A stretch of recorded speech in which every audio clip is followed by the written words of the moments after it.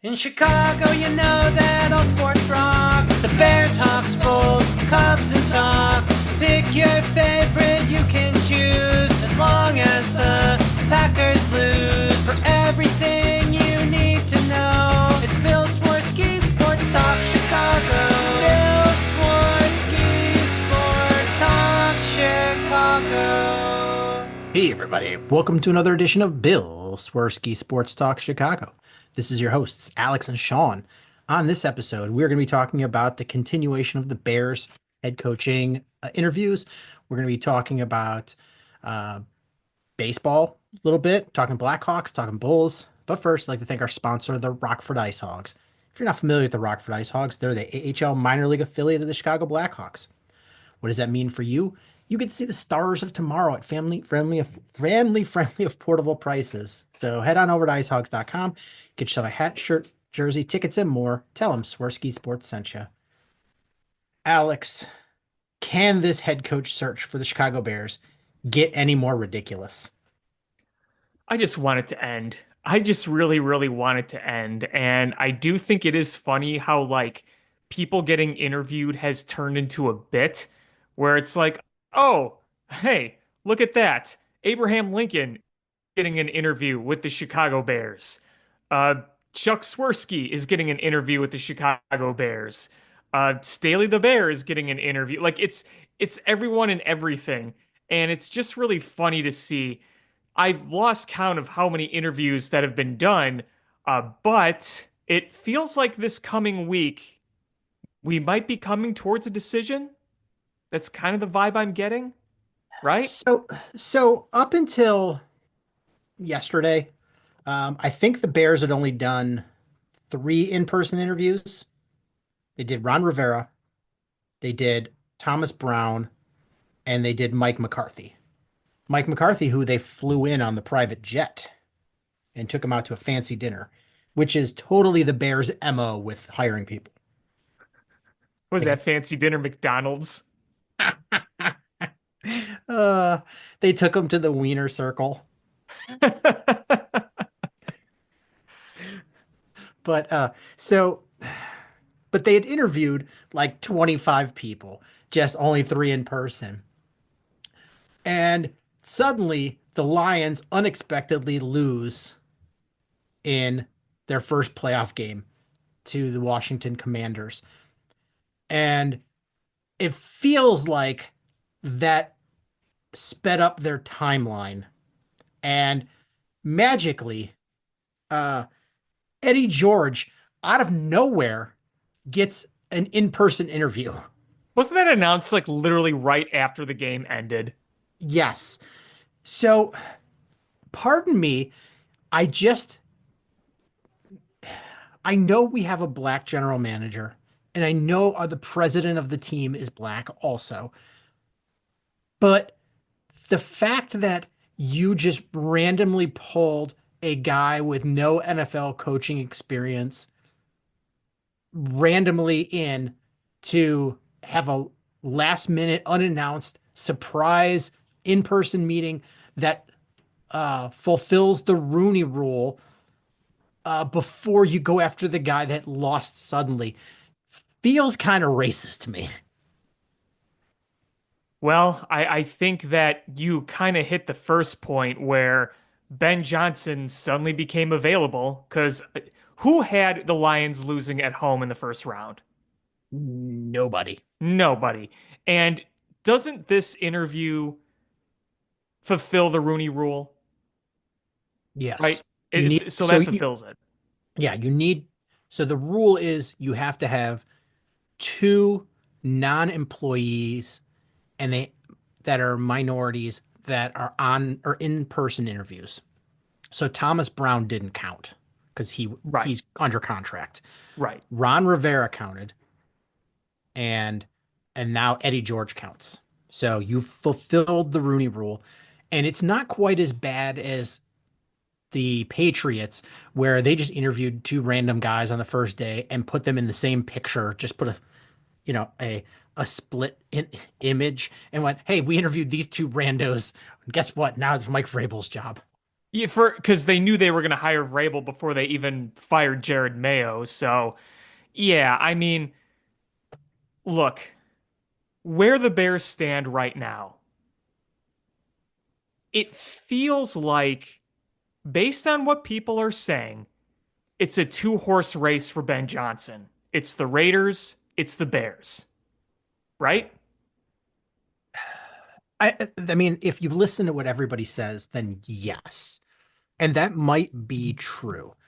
I still fully feel that the Bears and Ben Johnson are both staring at each other across the room with longing eyes, trying not to be the first one to make a move.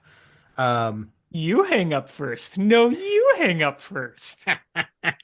that's kind of what it is. And here's my thinking: is his his agent is floating out there that Ben is actually interested in the Jags job.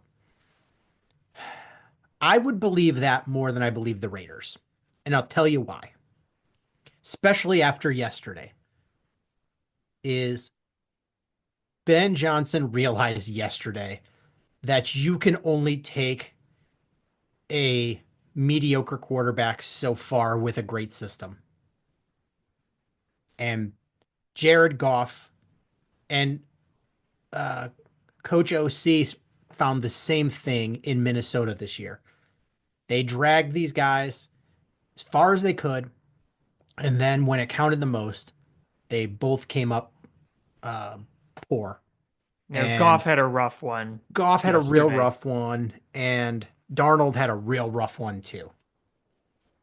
Yeah, Darnold was particularly rough. I mean, the only thing I could say about them is Darnold was supposed to just be a hold, a place filler for when JJ McCarthy is ready next year. So, but I think Jared Goff is a good quarterback, but he's not Pat Mahomes. He's not Josh Allen. He's not Lamar Jackson. He's not Joe Burrow. He's not that caliber of quarterback. He's a guy that you could put into a good system and he can deliver, but he is susceptible to those bad picks that we saw yesterday, and it was on the big stage in the playoffs. And I look at the Raiders situation and I say, okay, they're trying to hire or at least interview a former Lions and current Commanders executive to try to maybe boost their leverage a little bit because he has strong connections with Ben Johnson as their general manager, I believe. But yeah, you still need a quarterback, and there's still things there. Now, when you bring up the Jags, yeah, you can see why Trevor Lawrence is appealing to Ben Johnson. You can really see it.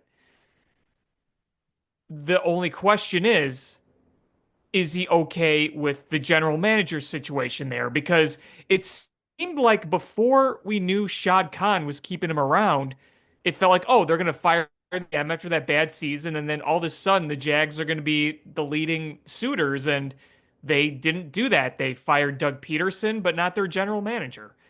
Uh, but here's what I think, honestly.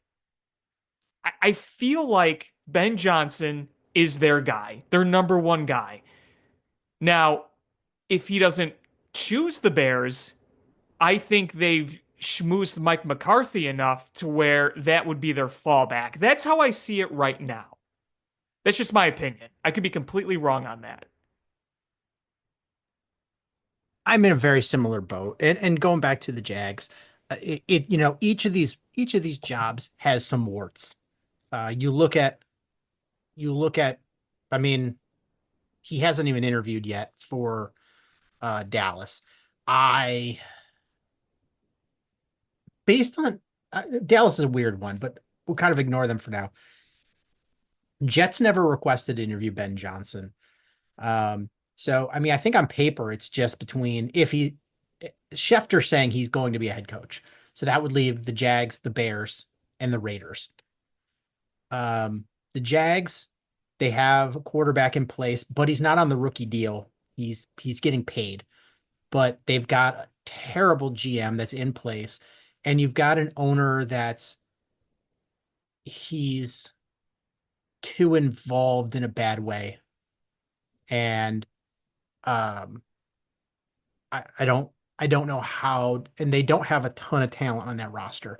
So I don't know how excited you'd be about that job. I mean, um, and then you look at the Raiders and people are like, well, Tom Brady's a part owner.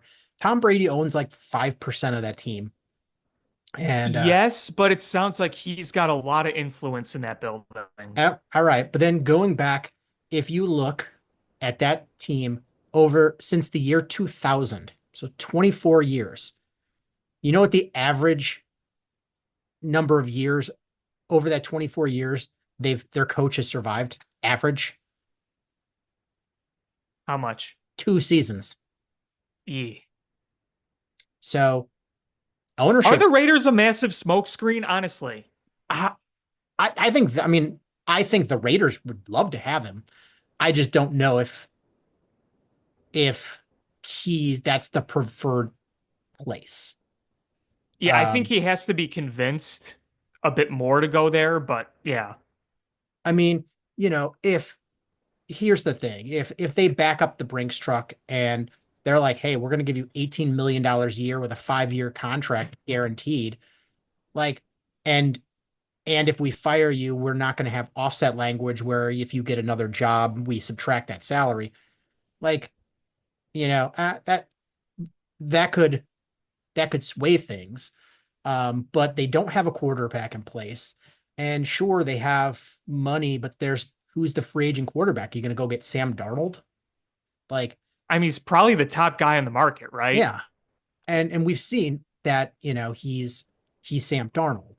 Um, and then you look at your in-house, like Gardner Minshew, uh, was it Aiden O'Connell? Like, you don't not in love with these quarterbacks. You don't, and your number 6 pick, that I think this quarterback class is pretty weak. Last year's was incredible. This one I think is going to be very weak, and you're not going to be able to get one of the top 2 guys anyway. So I don't know where you're getting this quarterback. So you're going to need patience from an organization, and maybe Tom Brady has enough influence to buy you some time, but the Davises are going to Davis. And if you don't win, he's just going to fire you. And you're getting 2 seasons, maybe 4 seasons if you're John Gruden. But that's about it. The Bears, you're going to get more time as long as you're semi competent. I mean, that's just the fact. Um, and uh, is Ryan Poles the best GM? No. I mean, but unlike Balky, I think he's likable. I think there's Easier to work with me, hopefully. a lot easier to work with, I would imagine. Working in that building, like I don't think anybody's going to go in there and have a miserable time other than losing. But as far as the atmosphere there, I think it's probably, I mean, George is dumb. George is not good at his job, but I bet I mean, from everything he says, other than Olin Kreutz, like he's a really nice guy. Like people like the McCaskies, but they're just terrible owners. Uh, and Ryan Poles seems likable. So it's not like a job you would hate. It's your job to go in there and win, and you'd get more time, I think, than the other 2 jobs. Plus, you have the best quarterback situation because I think Caleb Williams right now is as good as Trevor Lawrence, and he's on the rookie contract. So I don't know. It just seems like that's lining up. But I would agree with you that Mike McCarthy is seeming like the choice if Ben Johnson goes elsewhere. Yeah, because you look at some of the other candidates and, there's Brian Flores, who I don't think is the right, and I'm talking legit candidates here. I'm not talking Marcus Freeman or anything like that, or the guy from what was it? Was it Ohio State or not Ohio State? Iowa or something? Iowa Iowa State. Iowa State, yeah. Um, Yeah. yeah. So I don't think those are real candidates, but like a guy like Brian Flores, who's been an NFL head coach, I don't think he's the right fit for the job. I know they interviewed Aaron Glenn, the defensive coordinator from Detroit, and I can see him being a head coach, just not with the Bears.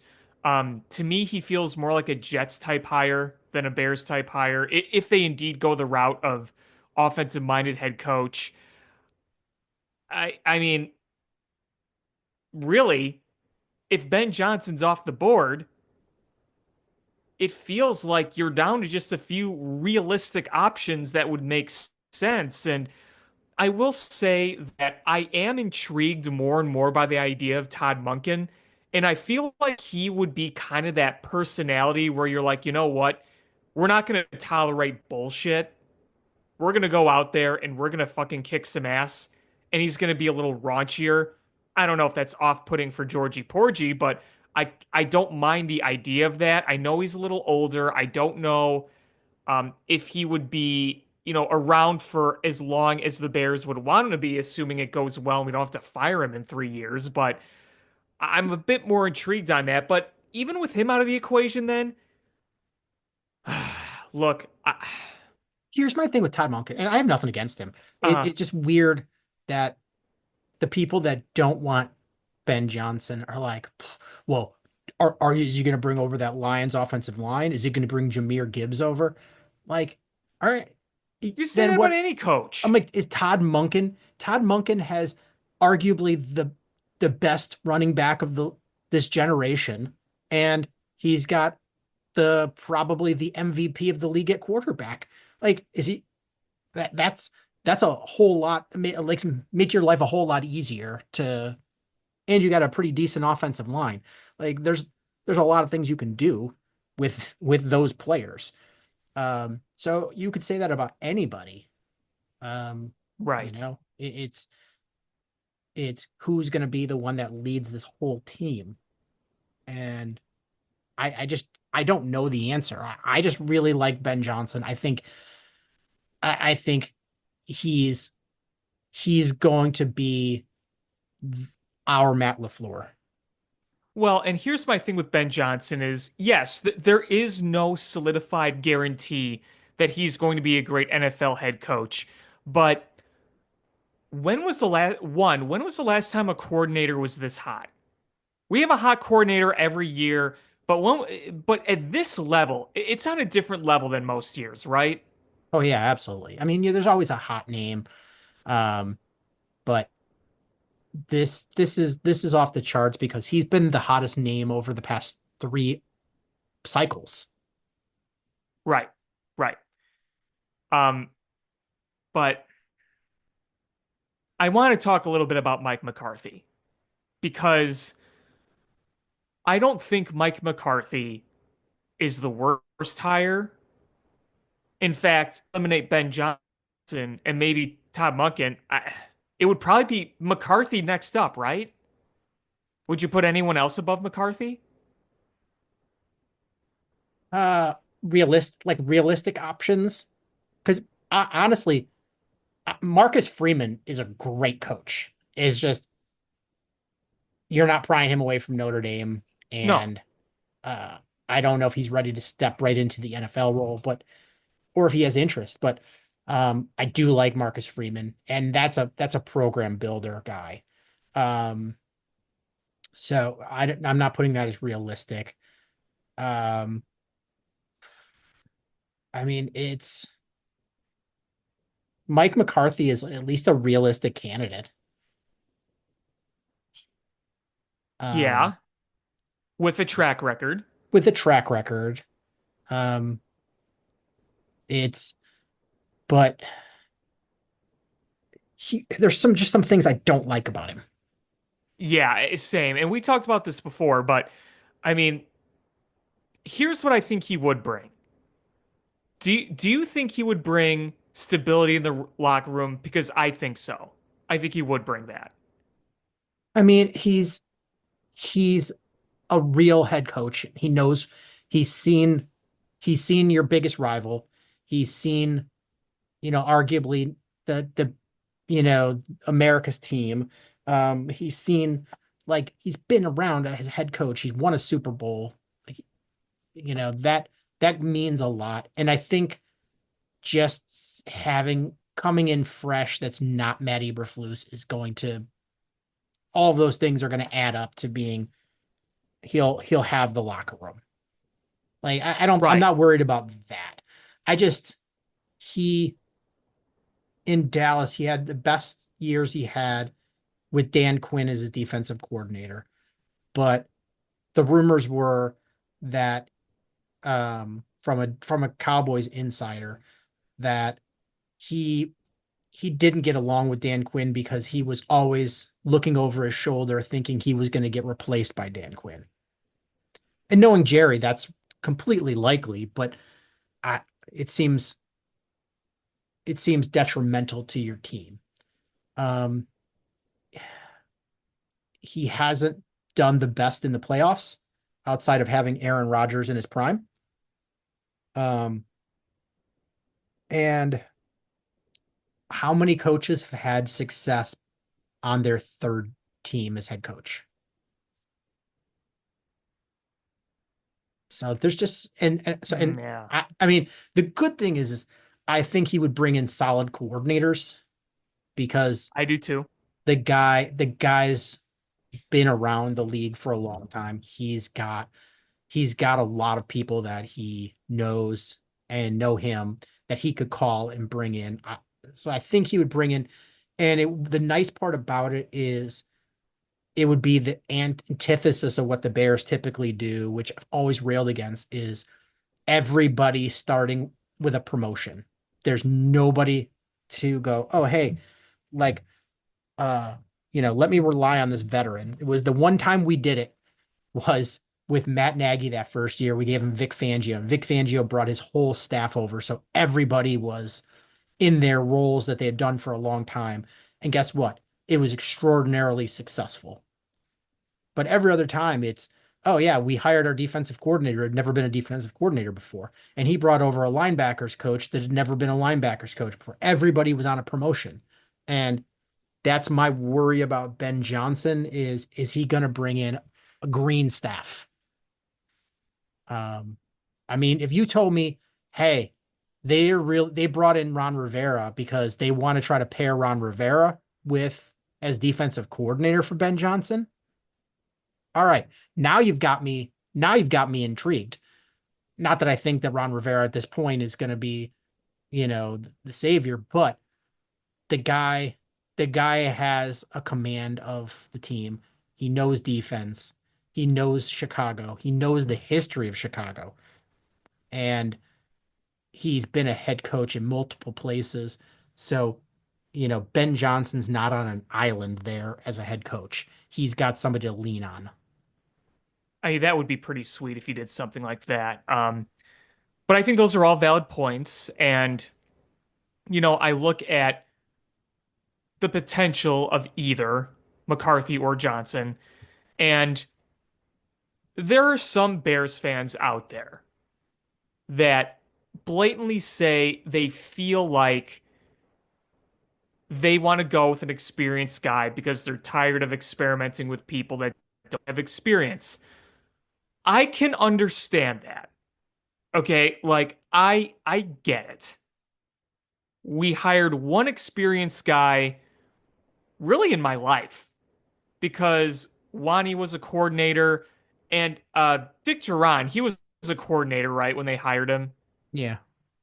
And then, Lovey and then Tressman. The only time he did it was John Fox. And then you went to Nagy, then you went to Eberflus.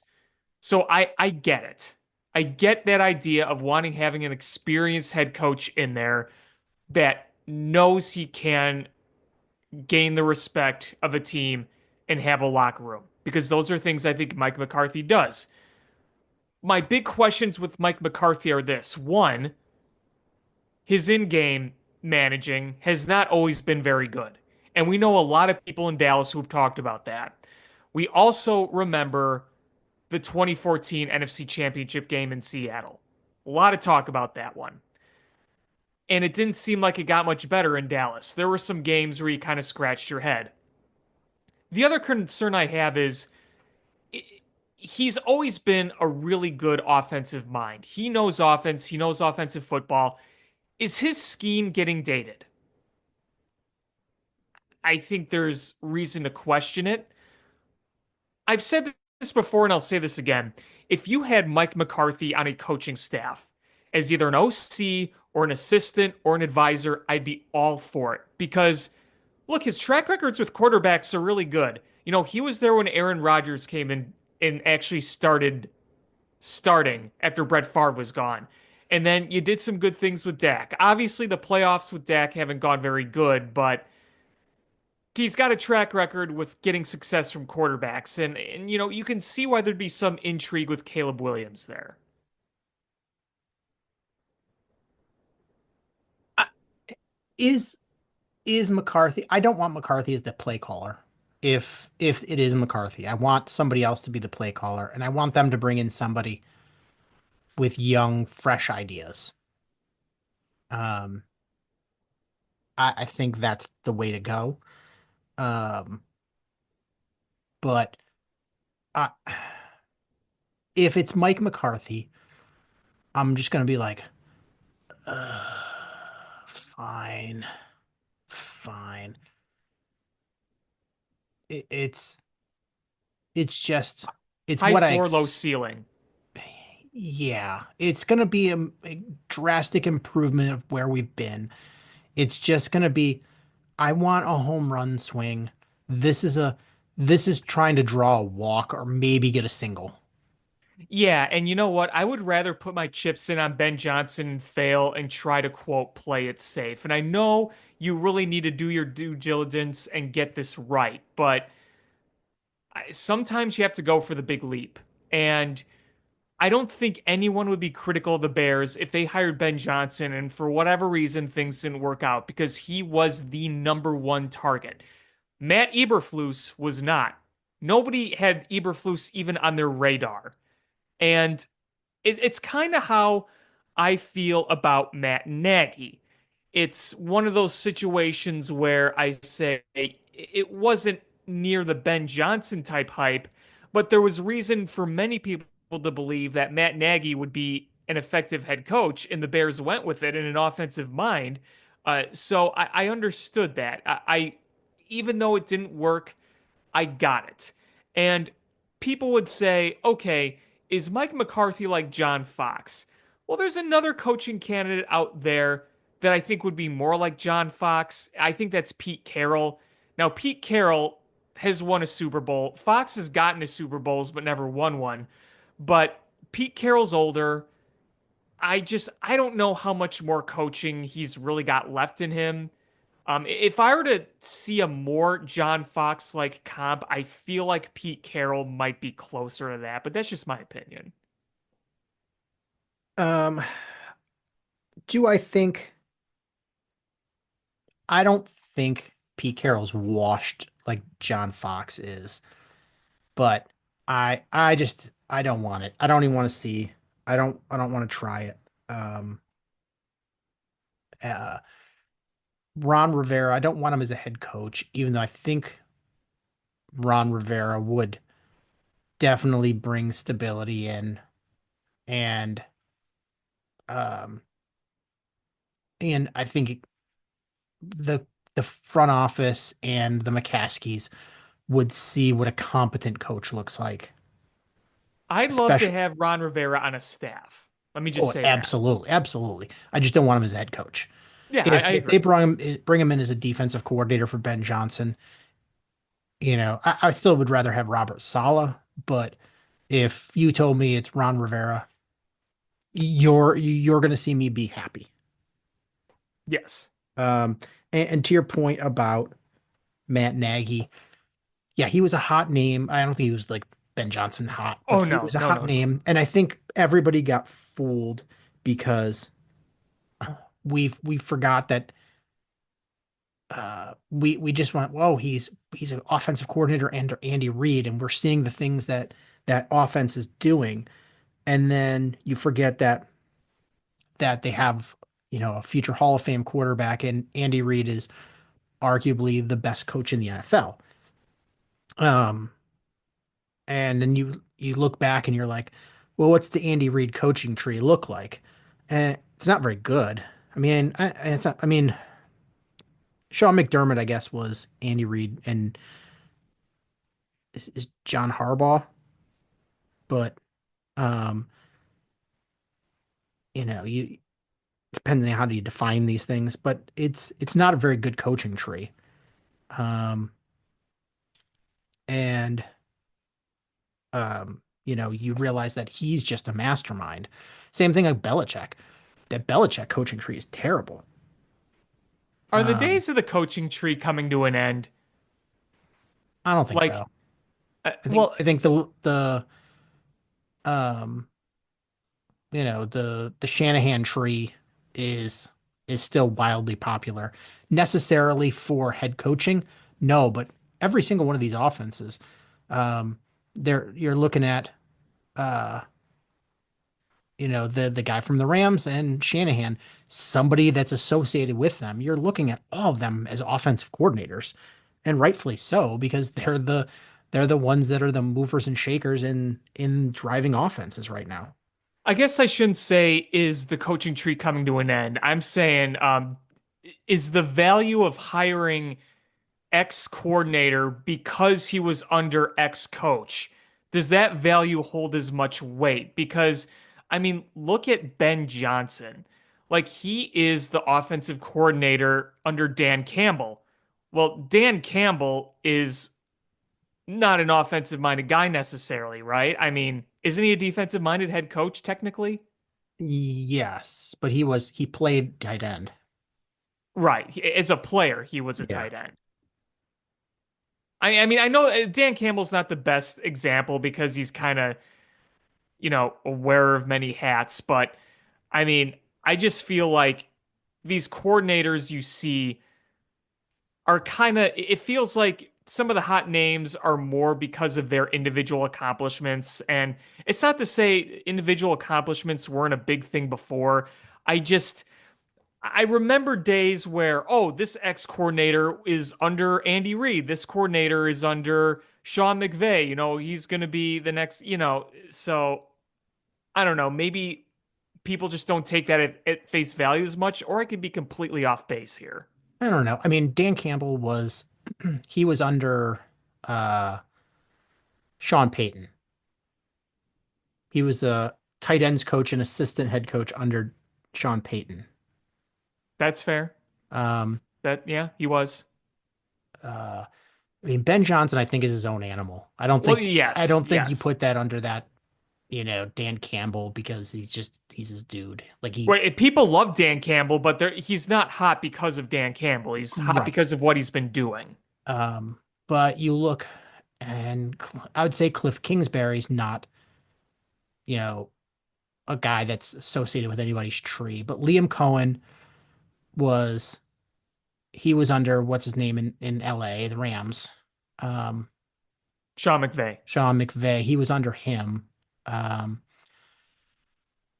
uh, like you look at who was Joe Brady under? Joe Brady was under somebody. It's they have some association, a lot of these guys, but um, I wouldn't call Aaron Glenn necessarily under anybody's tree.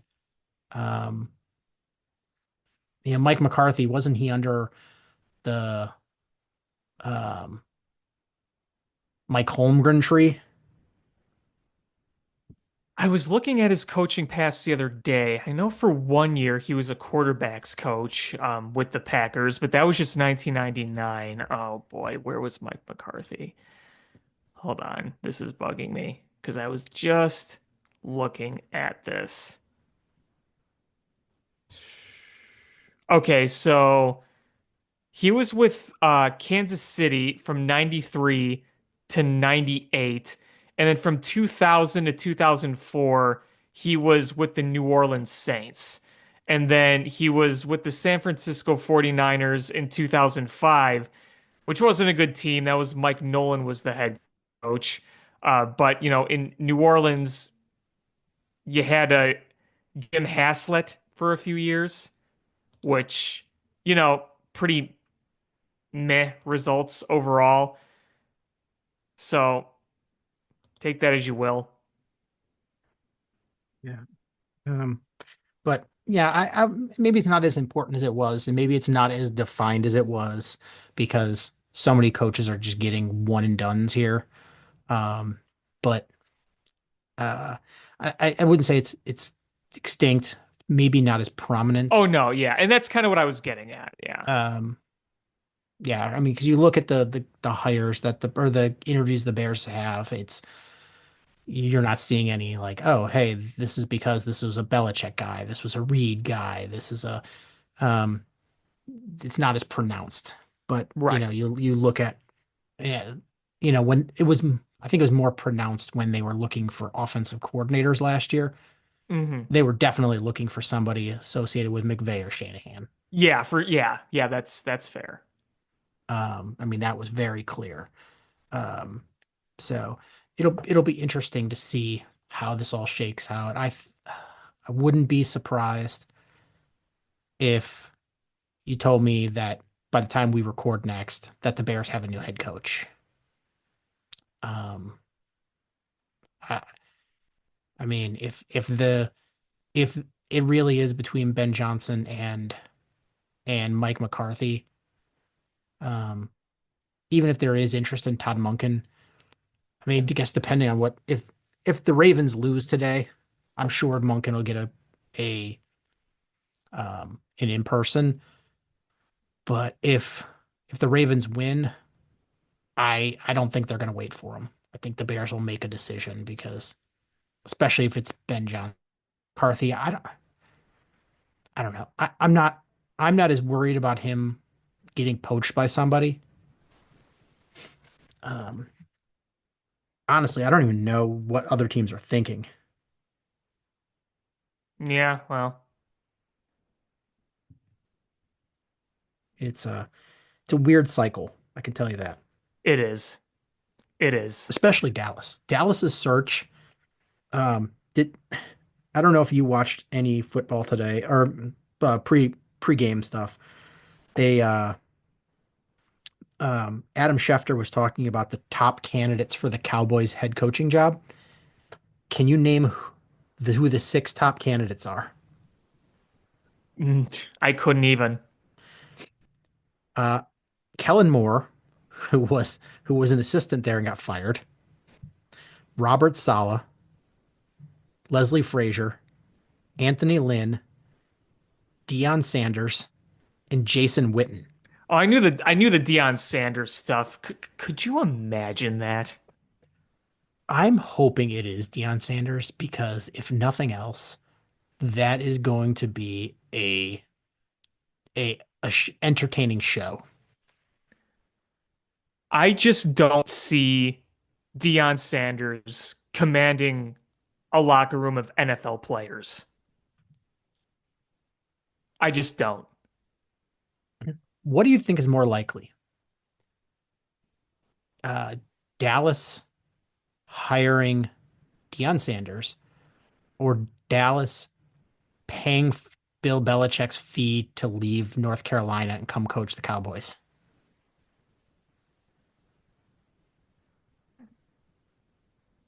Hmm. I think Deion Sanders because I don't know if Bill Belichick would put up with Jerry Jones. They're friends. I know they are, but friends don't always work well together. Fair enough. Fair enough. It's Um, kind of like going to college with your best friend, uh, growing up, and then you realize, oh, we can't really live together. That's kind of what I would see it as.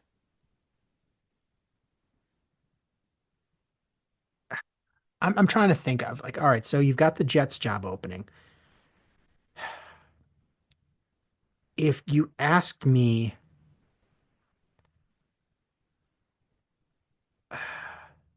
I I would probably think it would be between Brian Flores and Aaron Glenn. Yeah, That would be my that's guess. it's kind of where I'm at there. Yeah. Um, the Saints are a wild card. I think they're gonna. it's probably going to be somebody, uh, maybe Cliff Kingsbury or Joe Well, Brady. well, weren't they expressing interest in Mike McCarthy? Yes, but they haven't interviewed him yet. Hmm. Oh no, they did. They sorry. They no, I they thought they haven't. did, yeah. No, well, on the tracker it says to interview, but they haven't interviewed him yet. So it's going to happen. It just hasn't actually happened. Yeah, he hasn't had a job. I mean, so they could have done it in the last 5 days. I don't know why did. I mean, if they were hot and heavy for him, you think they would have. Um, so I still think that's going to be Cliff Kingsbury or Joe Brady. Patriots got their guy. Vegas, man, if it isn't Ben Johnson,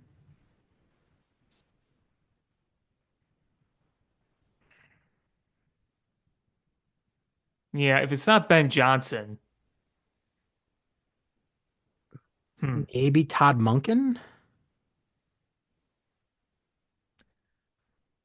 Do you think they try to go offensive and try to fix kind of their system?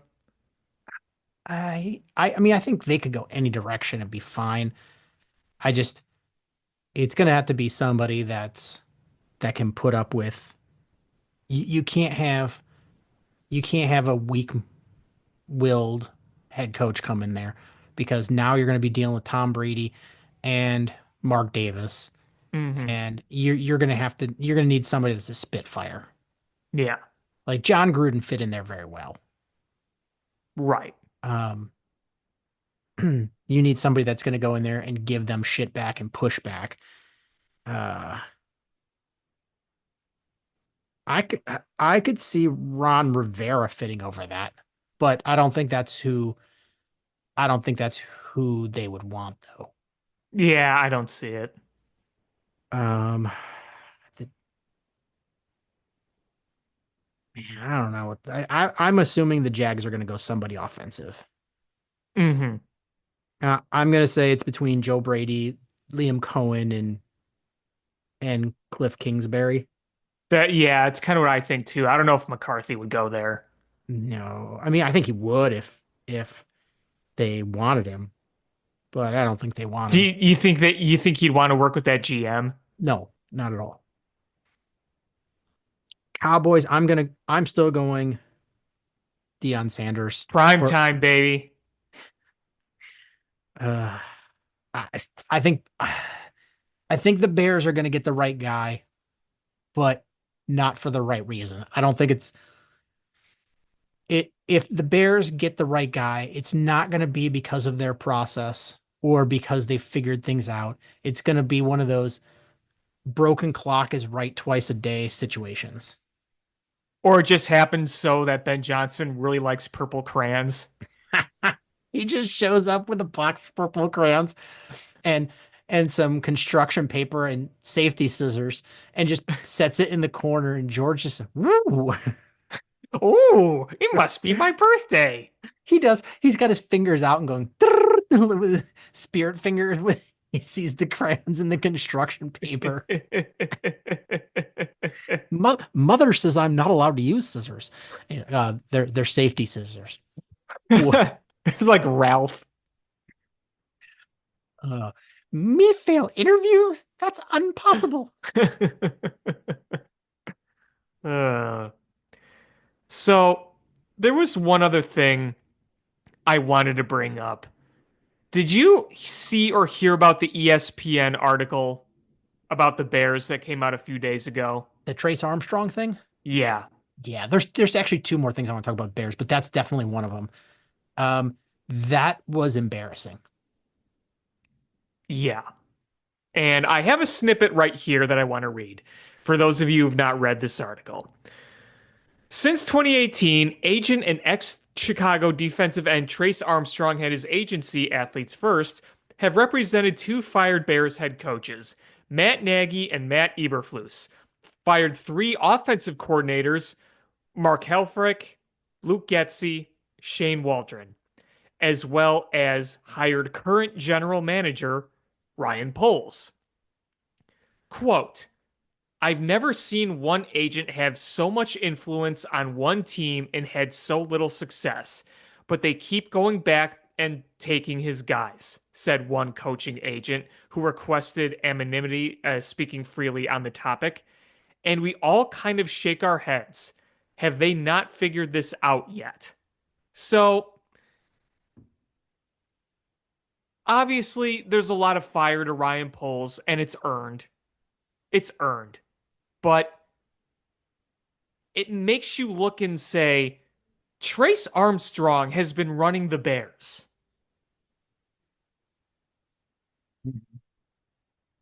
Poorly. Very poorly, yes. But it's not just one or two guys. Heck, even ignore the Matt Nagy stuff.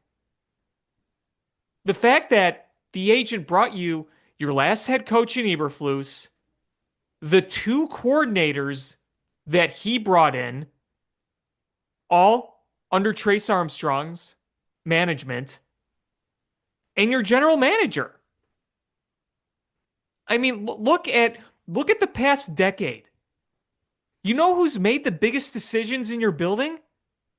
Old ass Ernie Accorsi, old ass Bill Polian, and Trace Armstrong.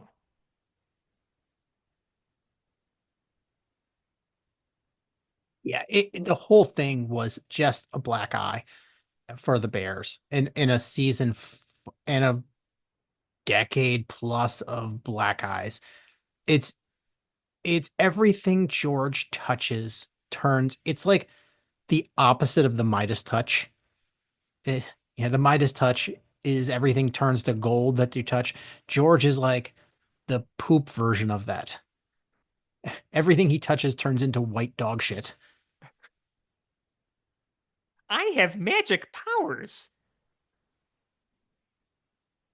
Ugh. Like Trace Armstrong, I believe, is the agent for Matt LaFleur. Why couldn't he have brought Matt LaFleur here? Well, he brought two Matts here, Yeah, but there was a third Matt that would have been a lot better. I believe he's Jim Harbaugh's agent. Why didn't he bring Jim Harbaugh here? Oh well, that's because the Bears don't want Jim Harbaugh. He's too mean and scary.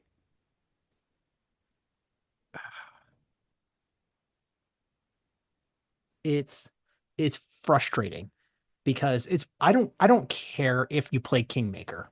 Like if that's what you do, all right, that's fine. But do a good job of it.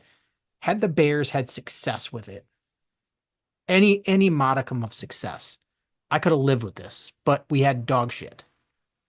That's the problem. It was one failure after another. Yeah, it was king making with terrible choices. And that's what the Bears have been. And George is so weak-willed and weak-minded and terrible at his job that he just takes whoever's advice because he doesn't know what to do. So at what point, like we need the Bobs from Office Space to come in and sit in George's office and be like, what is it that you say you do here? Yeah, really. I mean, you look at the whole thing. The whole thing. It's been choosing the wrong guy versus objectively the right guy. And I don't know if the Bears are going to get this right, but at least by doing their due diligence, and uh, you know my feelings of Kevin Warren are mixed, but at least having him kind of be a guide in this search, so to speak, I think at least you're not falling back into that trap, if anything, of the Trace Armstrong agent pool selection. You're clearly not because you're Yes. interviewing everybody and everyone. So the Bears could still fuck this up, very much so, but at least you're not falling back into that trap again. Yeah, if they mess this up, it's going to be just a new way of messing it up. It won't be the old way of messing it up. Right, exactly. I And mean, I'm agreeing with you on Kevin Warren. You can say a lot of negative things, and you can question what he's done for this team so far, which I don't know what he's done. But the fact that he is involved, the one thing you can say about him is that guy is strong opinioned And I don't think he would have been okay with bringing in a one of those old-timey consultants like Ernie Accorsi or Bill Polian. I don't think he would have been okay with that. And I don't think he'll be okay with Trace Armstrong coming in and playing Kingmaker, because especially since he has a different agent. I don't think he would be okay with that. So they very well could get this wrong, and the I'm assuming they will get it wrong until they prove me wrong. But the fact that that's the one thing I can say about Kevin Warren is I don't think they're going to fall for the same old tricks that they keep falling for. I think it'll just be something new that they botch if they botch it. Right, because I think if you look at the whole situation where you were hiring back in 2022, when you were hiring a head coach and a GM, there was nobody to tell the McCaskies, hey, don't do it this way. Because Kevin Warren wasn't there yet. You didn't have a general manager and you didn't have a head coach. You didn't have a football czar. So you were kind of just looking at outside advice again, and you look to Bill Polian. And, Bill Polian can advise you on things and have a committee, but then you fell back into that trap. It's like, well, Trace Armstrong, we'll go along with his guys. So at least now you have a facilitator of this. And look, I think Kevin Warren, like I said, very mixed feelings on the guy, but I think that if George McCaskey said, hey, let's talk to Bill Polian, let's talk to Ernie Accorsi, he would not have it. Like you said. I mean, it's kind of funny. Do you remember in the end of year interview and Georgie Porgy was up, and I think somebody asked him, is Bill Polian going to be part of this process? And George's response was, well, if he wants Bill Polian, then yes. So it's basically like, well, you could have him, but they're like, nah, fam, we're not doing that. So I guess that's a good thing. We'll see. We'll see how it goes. The other Bears thing I want to talk about is it came to light that the Bears tried to trade for Mike Tomlin. Mm-hmm. Here's my problem. And this is my problem with a lot of the things that the Bears do, is they're trying so many different things. It it if you were a competent organization that had shown that you get it right, I think most people would have been like, oh man, look at the Bears. They're really doing their due diligence. But because the Bears history has been, we're the new Lions. We're the Browns. We're the Jets. We are that team that everyone laughs at and assumes that everything we do is bad and wrong. Rightfully so, because we are the team that does everything bad and wrong. And because we're doing so many things and there's no focus and there's no rhyme or reason, it is just, I mean, like, oh, hey, we just out of the blue interviewed Eddie George, who's coaching some small college that is on nobody's radar. What was that? Like, and you're like, oh, you're flirting with the hottest name in coaching, but then you're also trying to trade for the guy who's the most tenured coach for one team, or for the, has the longest current tenure of any head coach. Like what? Like it seems desperate is what it seems like, because it's the Bears. If a good team, like, say Andy Reid retired, just like, I'm going to retire. And then the Chiefs had this job opening. We're like, hey, we've won a bunch of Super Bowls. We've got arguably the best quarterback in the NFL. We've got a good structure in place, and we're doing a wide search. And they interviewed people from every corner and tried to trade for people. You'd be like, okay, that team knows what they're doing. And they're trying different things. But the Bears don't get that benefit of the doubt. So when they try to trade for Tomlin and they fail, it just looks like another black eye, in my opinion. not that Tomlin would be wrong. It's just the fact that they're throwing such a wide net and throwing so much shit at the wall, and that it just seems like they have no idea what they want. You know, I don't mind it as much. I mean, the chances of that happening were less than 0.5%, but the Bears have always been so timid, so cautious, where them trying to quote shoot their shot, even though their shot is most likely not going to land, I can't really be upset. I get what you're saying, don't get me wrong. But at least giving the perception of that they're looking at all angles and trying anything possible. I mean, sure, some people can read as desperate. I do also think it sends a message that they're doing things differently, and whether it's stupid or not, they're trying not to look like the quote same old Bears because as we would know, same old Bears would not be talking to top tier candidates and it wouldn't involve trying to do something big. It would try to be safe, so to speak. So I don't mind it as much. I know that it does look kind of weird, but I don't know. That's just my take. Like I said, is it a wrong choice? No. It just I just feel like everything the Bears do just is exhausting. And Oh, of course. and That's what they do. so um and, and plus I is Mike Tomlin the right choice? I don't know. I don't even know anymore. I mean, clearly it's much better than anything the Bears have done ever.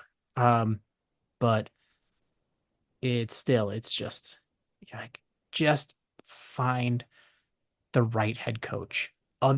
All of the good teams seem to do it. It's you can't do it. It just seemed to me it's like it just seems like the weak and incompetent way to do it. And I'm glad it didn't work out because I think they would have given up like 3 first round picks and and then had to sign him for to a long-term deal. And there's no guarantee that he works out either. Yeah, I mean, the price would have been astronomical. Yeah. And so I'm glad they just said no. It made life easier. Because if you blew getting Ben Johnson to negotiate with the Steelers on trading for Mike Tomlin, that would be the most bearish thing you could do. Yeah, no kidding. Uh, should we go to Cubs? Because Cubs conventions went on this weekend. Yes, yes, let's get to some baseball. So Sammy Sosa back. Sammy Hmm. Sosa and Derek Lee going to be in the Cubs Hall of Fame. That was my childhood, man. You know, I the first superstar I remember watching in Chicago was Sammy Sosa, and Derek Lee was kind of the guy who was there when I was really getting into the game and hyper focused on everything. And, you know, I remember his near MVP season in '05 and just being a really good contributor for a number of years. So, very well deserved on his part. You kind of felt that after Aram got in, Derek Lee would get in. I wasn't as sure about Sosa because of the relationship, but it was kind of funny how they introduced Sammy in the introductions and then immediately they did the Hall of Fame and he's like, Tom Ricketts is like, I wonder if you can guess who it is. And everyone starts chanting Sammy, Sammy, and there it is. So that was really cool. I mean, let's face it, that's why most people went this year was to see Sosa, right? I mean, Oh yeah, place was absolutely. jam packed for the opening, so it was cool. Did you go? No, I didn't. Every year I'm like, oh, I should go. And then I'm like, it's in January. That's literally same. Literally every year I'm like, maybe I'll go. This will be finally the year. And then I'm like, eh. Like the opening ceremonies are what I really care about the most, and I could just watch that on television. And it's really freaking cold this weekend, and yeah, Yeah. I, I mean, I'm not bagging on anybody that goes. Like, good for you. I'm just, when it gets cold, I get real lazy. Like, I don't want to. Just that don't and want it's to. just kind of a timing thing. Like, with work, things are really busy to start the year, and sometimes you just kind of got to be focused on that. So True. that's just how it goes. Um, so, there's a few other things.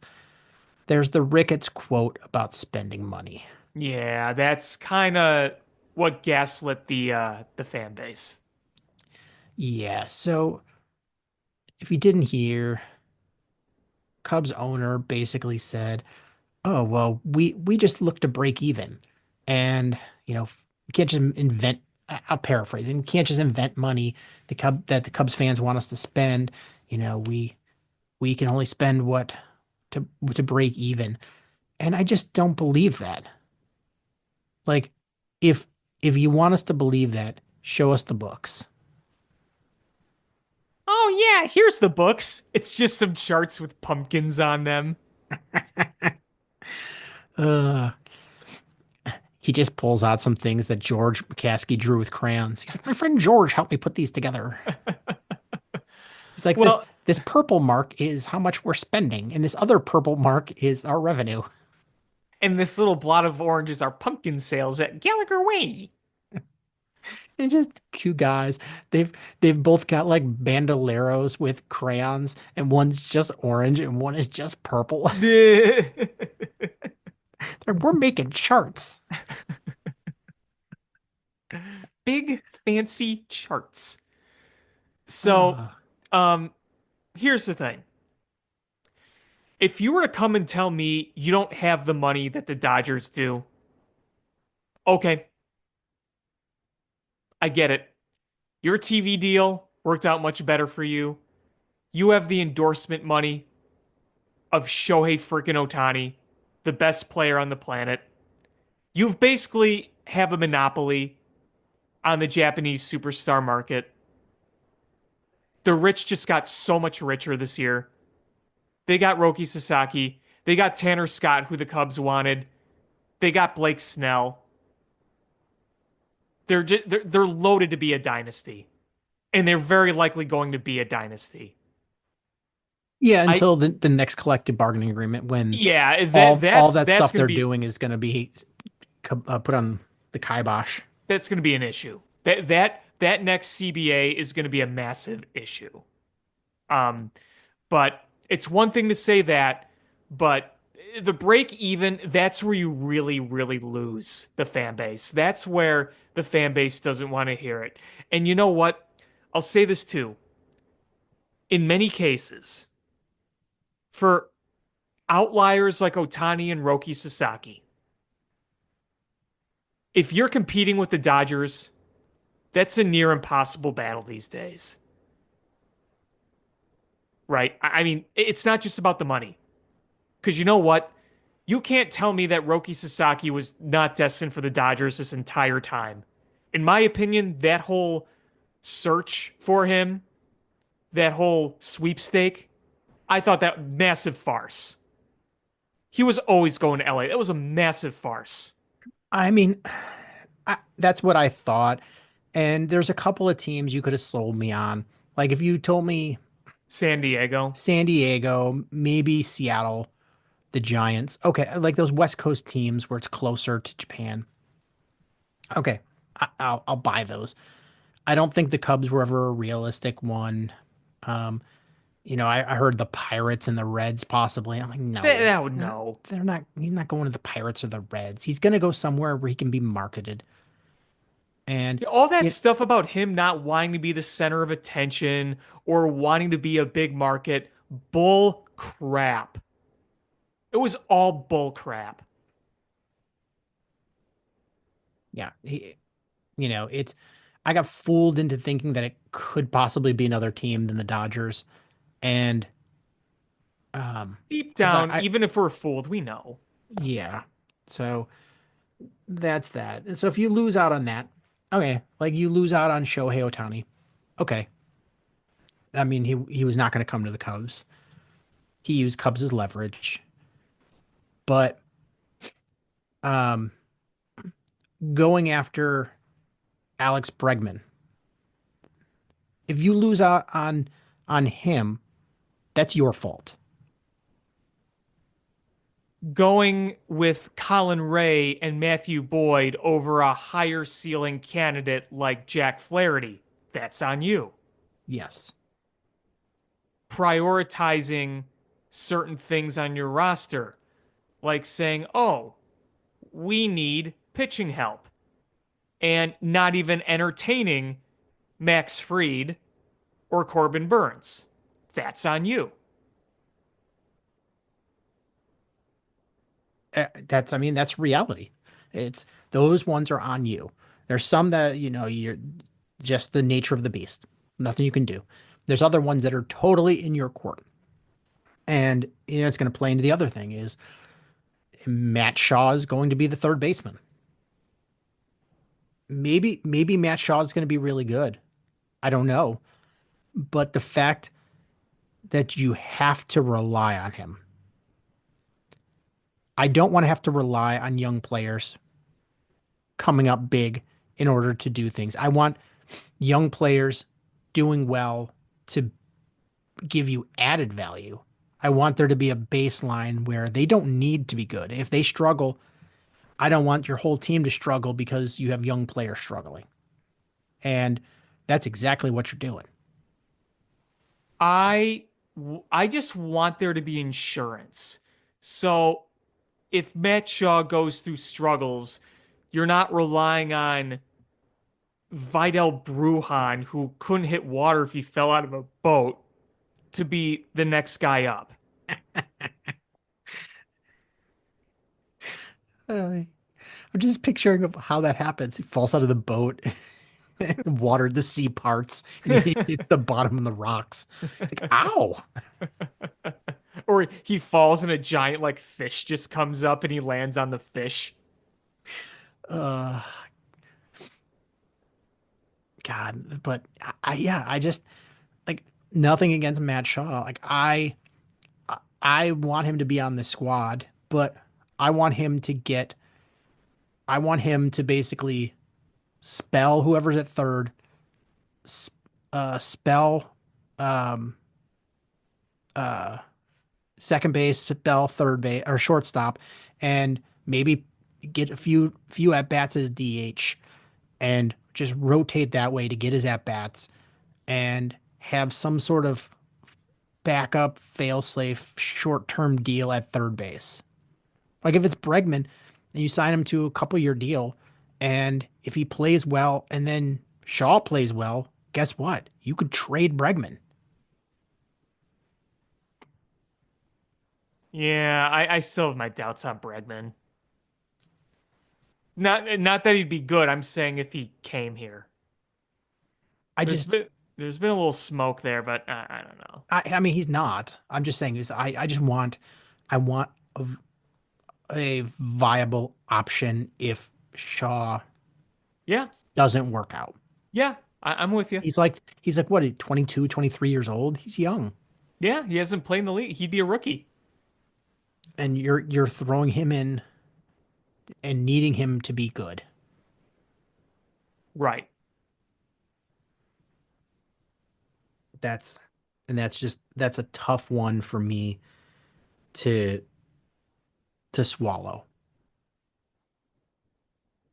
because Yeah, I'm with you. you're already relying on PCA. Like you're relying on PCA. And you're probably honestly going to have to rely on one of the young pitchers coming up and being good. Like that's Right. you shouldn't have to rely on young players. That's how you end up being the Pirates and the Reds, because you saw the Reds and you're like, oh my God, they got these good players that are young, and then they hit their you know bad spells, which all rookies hit. I mean, that's the thing with the Cubs is the last few years, it's not the same circumstance because they haven't had a prospect of this level of Shaw come up yet. but it's been a lot of wing and a prayer, and it just hasn't fully worked yet. Oh, well, if everything goes right and all the stars align just so, it hasn't quite worked out yet. And you need to build some insurance because we saw last year when you didn't build enough insurance in the bullpen, when injuries happened early, what happened? Everything collapsed. And you knew that running back essentially the same bullpen from 23, even though it got figured out for a while, it did collapse towards the final stretch. And you didn't do much to change it outside of signing Hector Neris. And it came back to bite you. Yep. And you haven't fixed that situation yet. So you still have, a bullpen issue.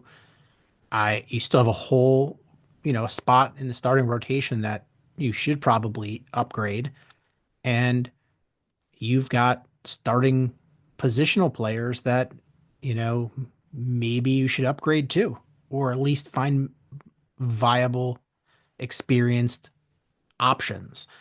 And there's and we're like what, 3 weeks away from pitchers catchers reporting? Mm-hmm. And you have to play those games against the Dodgers in Japan. Yeah, so it's frustrating because, that's I don't see this team being much better than they were last year. We'll see. I mean, Kyle Tucker was obviously an upgrade, but you're gonna need to do more. I am glad that they signed an agreement rather than going to arbitration. Yeah, that's big. Um, I wish they would at least throw him a sizable extension offer. He's just not gonna sign it now. He's gonna go to the off season. I know, but I wonder if there's a number that's, as the Cubs, you can definitely do, but is big enough where he goes, man, this is just astronomical money. Right. In Like a perfect world, yeah. like if you throw him 10 years, 350 million, he's going to get more in free agency, but that's just stupid money. Yeah. That's just generational money. Like nobody in your lineage is ever going to have to work again. Exactly. Um, so I don't know. I would like to see it. It would be nice to be able to consistently have a superstar bat in your lineup for years to come. Well, we'll get one for one. We'll get him for 10 minutes. He'll have a cup of coffee. He'll be bar trivia. Like, oh, remember when Kyle Tucker played for the Cubs? What? He played for the Cubs? Oh yeah, the 2025 season. No way. And you Google pictures and you're like, oh yeah, he did. Like when the Cubs did like Fred McGriff or something, or they had Matt Stairs. Mm. Or Ryan Sandberg as a Philly. Yeah, at the very beginning of his career. Um, who was the trade? Was it Jim Fregosi? Wasn't Ivan DeJesus involved in that trade? I don't remember. I gotta Google this. And it's funny because Ryan Sandberg actually got his first career hit at Wrigley Field as a Philly. Huh. Mhm. Oh, it was Larry Boa. The Phillies Larry traded Boa. Larry Boa, uh, and Ryan. The Phillies traded five-time All-Star Larry Boa and Sandberg to the Cubs in exchange for Ivan DeJesus. I think that one worked out pretty well. I think so. Um, yeah, but I just don't want this to be some sort of trivia thing. Yeah, no, I get it, but kind of feels like it will be. I heard a good story today, and I don't think I've ever heard it. Um, Rick Sutcliffe was pitching for the Cubs, and whatever team they were facing did fireworks every time one of their players hit a home run, and he gave up back to back. And uh, the manager came out, and Rick was heated, and he's like, you better not be coming out to talk to me. And he goes, no, uh, he's like, I'm just coming out here to give time to the fireworks guy to reload. Yeah. Ouch. Like, that's a good one.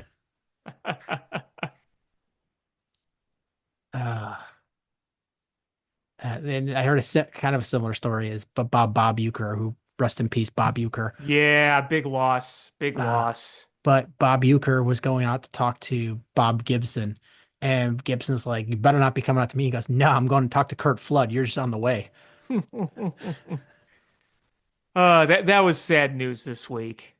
Yeah, it was. Mr. Baseball, what a legend. And it sounded like he's been sick for a while. And I remember hearing the replay of Bob Uecker calling the end of the Brewers' loss to the Mets in the wild card round this past year, and you heard the sadness in his voice, and you heard the story of him and Christian Yelich and some other people just, really emotional in the clubhouse with him after. And, it's, now we know that was it.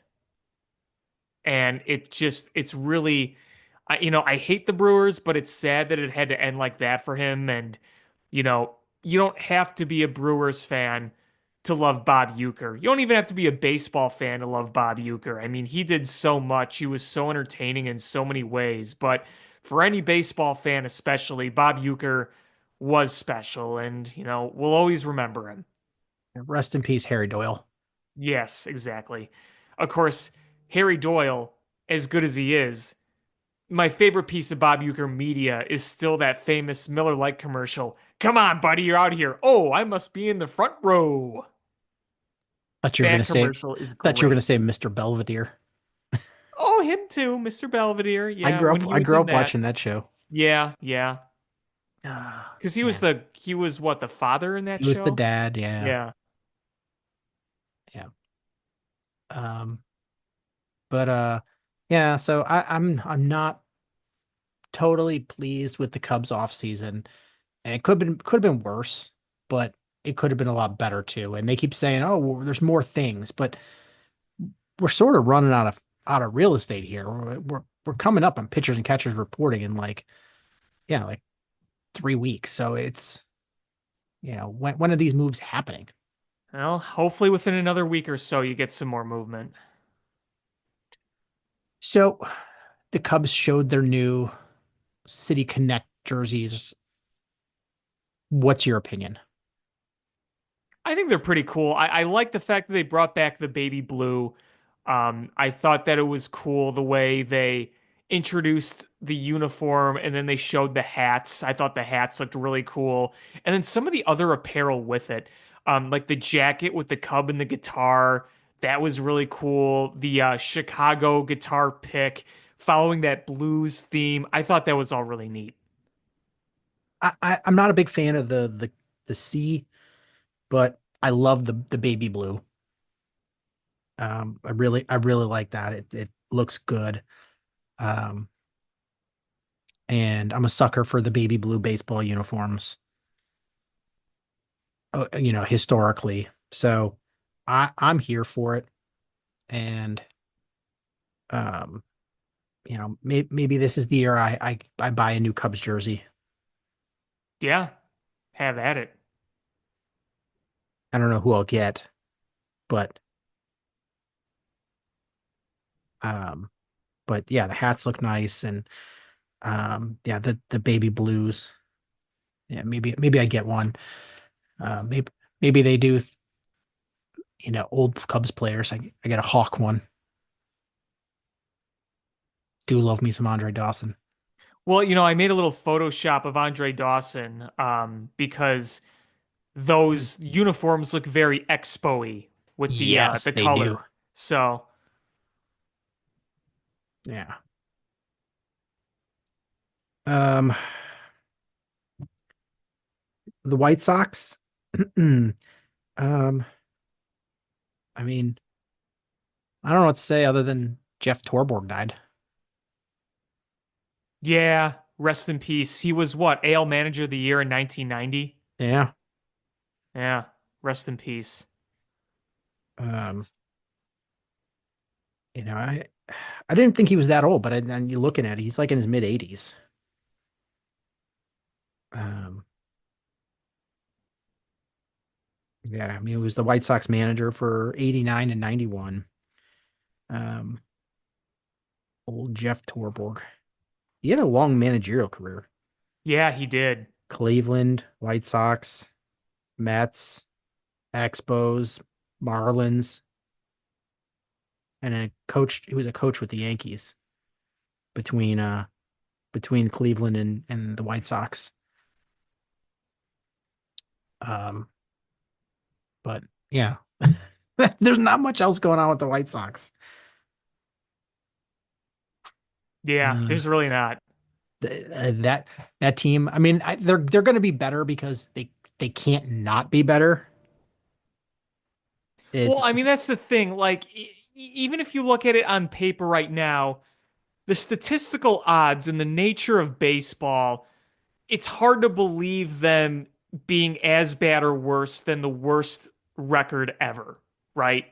I mean, just the odds of baseball seem to go against it. And I think if you took a simulator and you simulated the 2024 White Sox season 10 times, you're going to lose 100 plus games. Don't get me wrong, it's an awful team, but would you have lost 121 plus games every single time? I don't think so. You probably lose 110, 115, but Yeah, I mean, record breaking? the old saying is you win 50, you lose 50, and it's what you do with the rest. Because everybody wins 50 games, and to not win 50 games is just it's one of those like they have to. Right. Oh yeah, I forgot the Cubs or the White Sox did sign a bunch of international players. Uh, they signed the Cuban third baseman who was one of the the top prospects. So they continued with that with their Cuban lineage. Yeah, well, that's what they're famous for. Yeah, I mean, ever since Minnie Minoso. Yeah. Um, let's see, where do we go from here? You want to talk Bulls? Want to talk Blackhawks? Uh, boy, the Bulls, they stink. They score at will, man, but they have to have the worst defense in the league. I mean, they're losing to bum teams now. You're losing to a G League Hawks team. You lost to Charlotte for the first time in a while. You're on a 4 game skid despite, Vooch scoring 40 and Levine scoring 30 like every night. I'm just at a point where go ahead and embrace the sell. If you're going to sell, sell. Don't win any more games and give them this feeling of, oh, well, we could go to the play-in tournament again. Enough of that. Just pick a legit direction. That's all I ask. Otherwise, I barely pay attention at this point.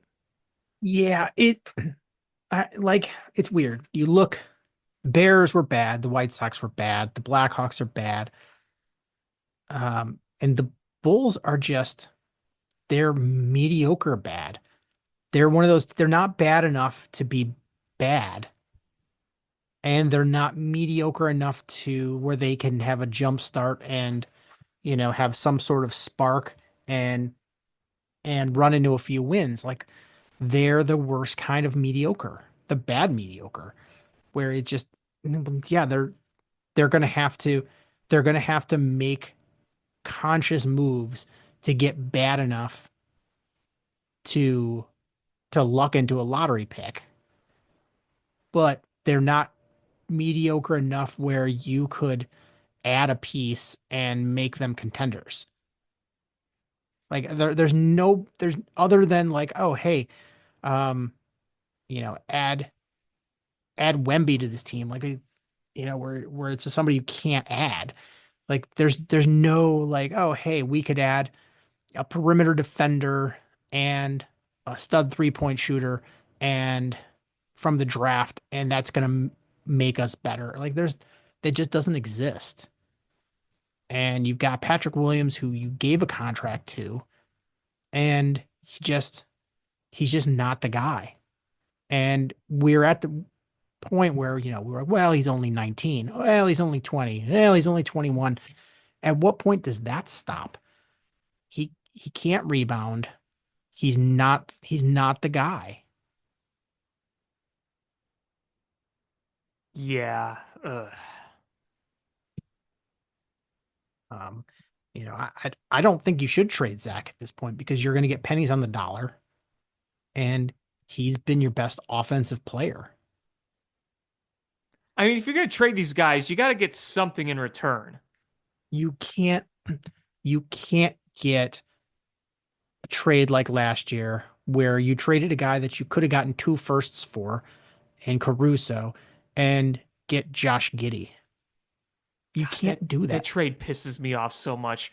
You're going to get a guy who you're probably going to have to overpay if you want to keep, and you don't get any draft capital whatsoever. Yeah, it's just frustrating.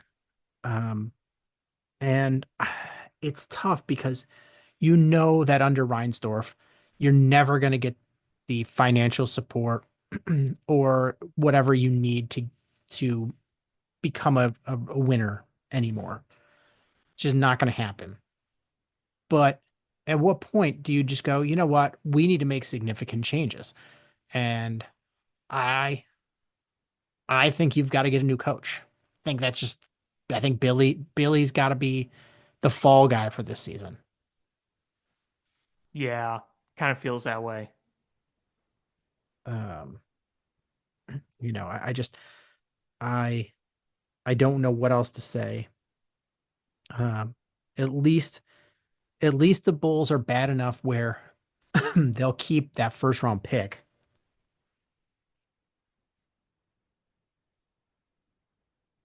Yay. Yeah, I don't know what else there is. You know, um, it's a top 10 protected pick. So you just got to be in the top 10. Yeah. You're never going to get that Portland trade. Um, yeah, so it's just they're a tough watch. It's not even if like I I don't have fun watching it. I put it on the other day and I was just like, they're scoring, but it's so frustrating watching them never be able to play any defense. Just no defense, none whatsoever. Yeah. It's brutal. Oh no. Oh no. Are you watching this Baltimore game? Oh. No. What Oh, happened? the game tying 2-point conversion. They dropped it. Oh my God. Oh, that is brutal. Like legit just dropped it? Just dropped it. Wow.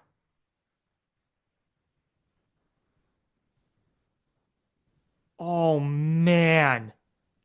That was a gimme that would have tied the game with a minute 33 left. I don't know who I want from that game. I'm cool with either team winning. It's just, oof. I mean, that's whoever wins this game is the team that I'm hoping wins the Super Bowl. Agreed. 100% agreed. I do not want the Chiefs to win again. I don't even want them to make it. Um, I don't want Philly to win. no, and I don't want Washington to win. I don't either, but I have to give him credit. I have to Yeah, give Jaden Daniels credit. I have to give yeah. Cliff Kingsbury credit. I have to give Dan Quinn credit. I got to give that organization credit. Jane Daniels looks incredible. That system looks great. and they went into a team that I didn't think anybody could go into their house and beat them good. Yeah. Good for them. And it's weird when you're like, oh, people are like, oh, Ben Johnson got outcoached by Cliff Kingsbury. They don't coach against each other. The two offensive coordinators don't coach against each other. Like if Ben Johnson, despite his quarterback having multiple turnovers, still dropped over 30 points at home. Like if you say like, oh yeah, we scored over 30 points at home, you're expecting to win. Like you put your position like what's Ben Johnson gonna do? Run across the field and punch Cliff Kingsbury in the face for scoring so many points? Like what's he gonna do? I mean, I do think that the coaching staff on the Washington Commanders coached circles around Detroit last night, but I mean, people were looking at Ben Johnson trying to pick things apart. Okay, doing a trick play with, what was it, under 10 minutes to go while trailing multiple scores, that was bad. And I would even say, hey, going out there and on 3-1 when you were up 7-3 and you saw that Goff fumble, you should have run with Jahmyr Gibbs. Okay, I'll give you that. But Jared Goff threw multiple terrible interceptions. That pick six was a horrible throw. And then he got picked off at the end of the half, which could have changed all the momentum there too. So it doesn't change my opinion of Ben Johnson. No. I mean, it just it makes me realize that Jared Goff isn't the dude and that you give him Caleb Williams, and I think you could do something special.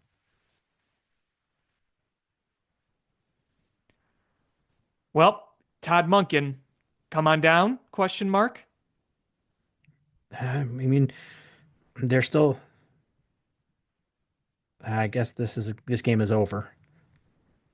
Yep, they just kneeled down. Man, Yeah. that's brutal. That would have gone to overtime. Oh. And I like the Ravens. I was rooting for the Bills a little more, not gonna lie, but that's just such a tough way to lose.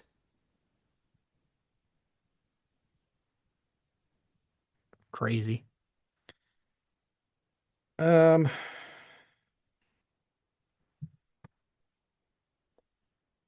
So the Blackhawks, they stink. They do, but Connor Bedard looks good. Yeah, Lucas Reichel. Scored yesterday. Yeah. Um, he's that dude that he does just enough where you're like, maybe. I mean, you sort of have to temper your expectations of based on what they were of him, but I think he can be a piece on this team long term, at least in discussions. Like I don't think you run him out of town, but you have to recalibrate what you thought he was going to be. Right.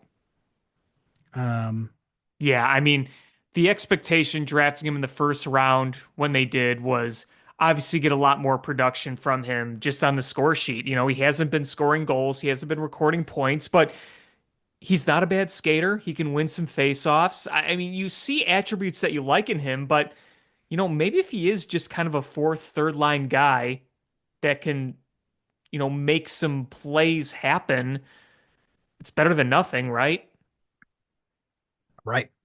Now the question is, can you dump Seth Jones?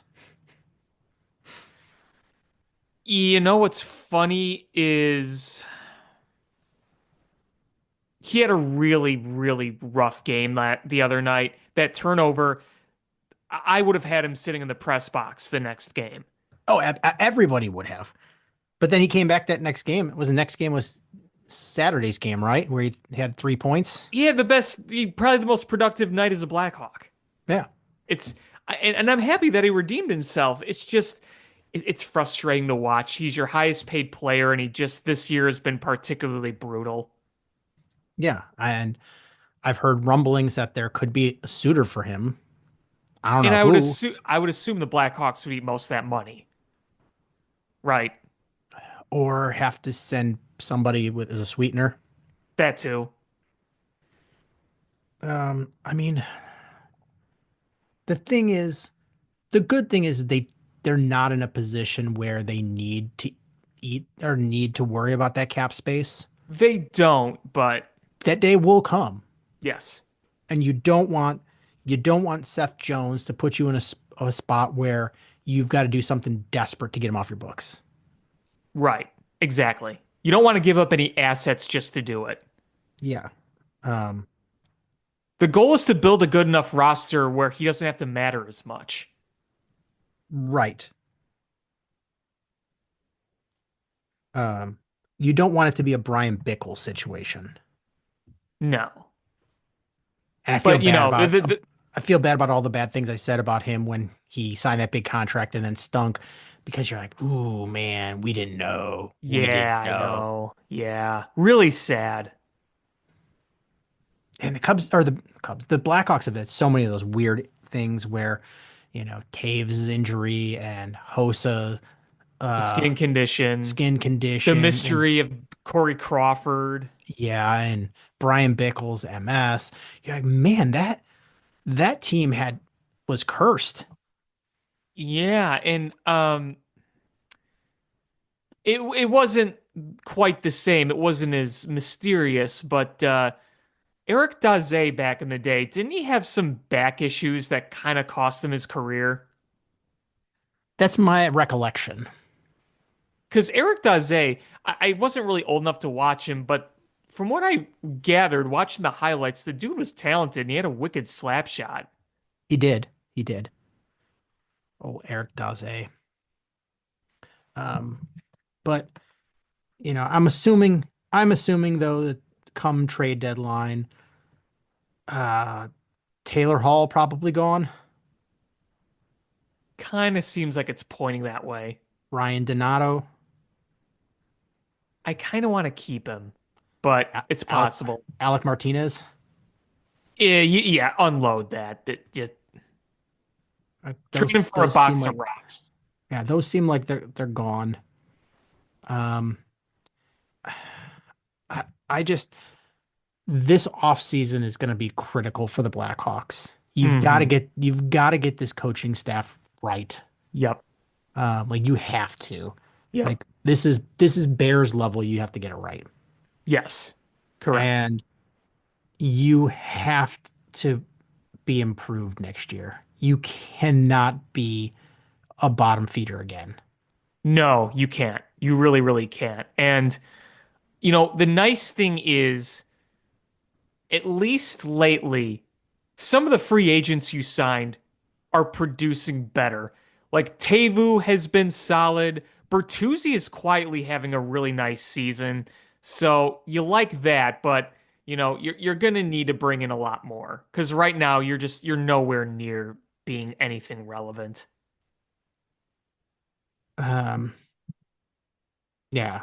So, uh, I, I, I just, I mean, I don't know. I've been watching games, but I don't get the joy of it because they're really not good. And No. and you're not watching like, oh, hey, they're building something right now.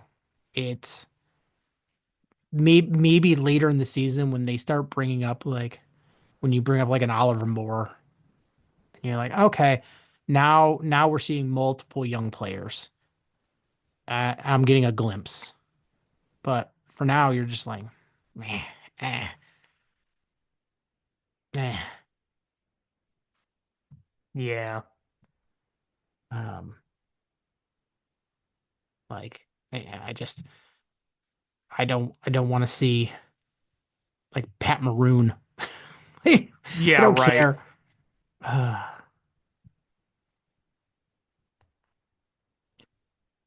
Oh, is there anything else you wanted to talk about? Nope, I think I said my piece. All right, well, that's going to do it for this episode of Bill Swerski Sports Talk Chicago. I want to thank everybody so much for listening. Please hit subscribe however you listen to podcasts, whether that's iTunes, Stitcher, YouTube, Google Play, Spotify, etc. Share this podcast with your friends, how we grow the show. Follow us on social media at Swerski Sports, facebook.com/Swerski Sports, SwerskiSports.com.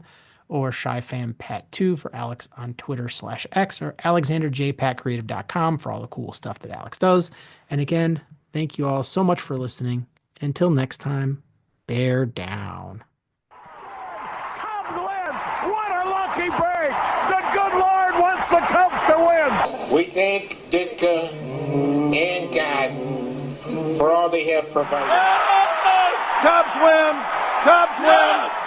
Cubs win!